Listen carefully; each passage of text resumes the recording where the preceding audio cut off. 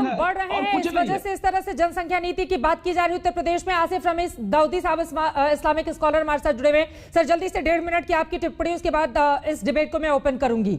लेकिन बार बार इसको हिंदू मुसलमान के चश्मे से फिर आसिफ साहब क्यों देखा जाता है? बार बार इस तरह के बयान क्यों सामने आते हैं जिससे एक भ्रम की स्थिति बनती है कि नहीं जनसंख्या नियंत्रण कानून दरअसल एक खास वर्ग विशेष के लिए है?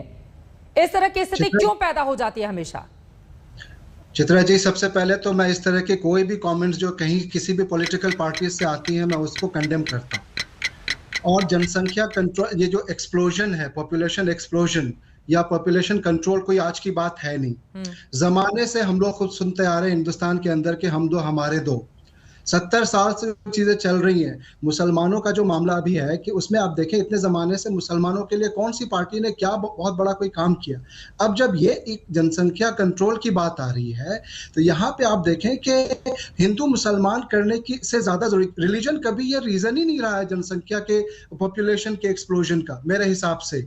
इसलिए कि आप अगर देखें 1950 में भी लगभग 40 और 50 करोड़ की आबादी, और उस वक्त सिर्फ हिंदू और मुसलमान की आबादी का जो फर्क था वो 30 करोड़ का था, और आज देखें वो लगभग 80 करोड़ से ज्यादा का बढ़ रहा है।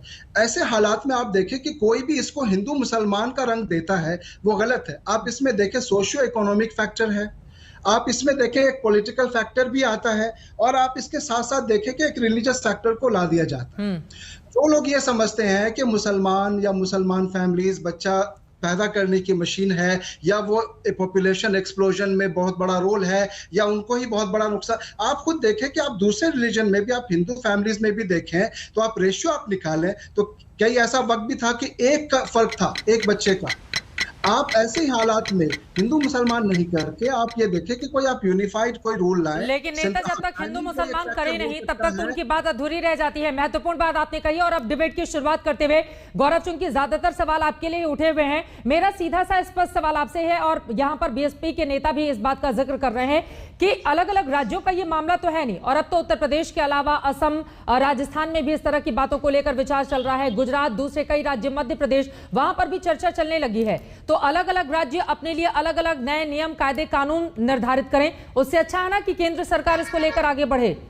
वन नेशन वन इलेक्शन की आप लोग बात करते हैं, तमाम दूसरे भी महत्वपूर्ण मुद्दों को लेकर जिक्र होता है, तो जनसंख्या जैसे गंभीर मुद्दे को लेकर केंद्र सरकार आगे क्यों नहीं बढ़ रही है? इस पर वो गंभीरता देखने को क्यों नहीं मिल रही है? गौरव भाटिया जी। चित्रा जी, सबसे पहले संवैधानिक दृष्टि से आपको बता दूं, दर्शकों को भी जानकारी होगी कि ये जो जनसंख्या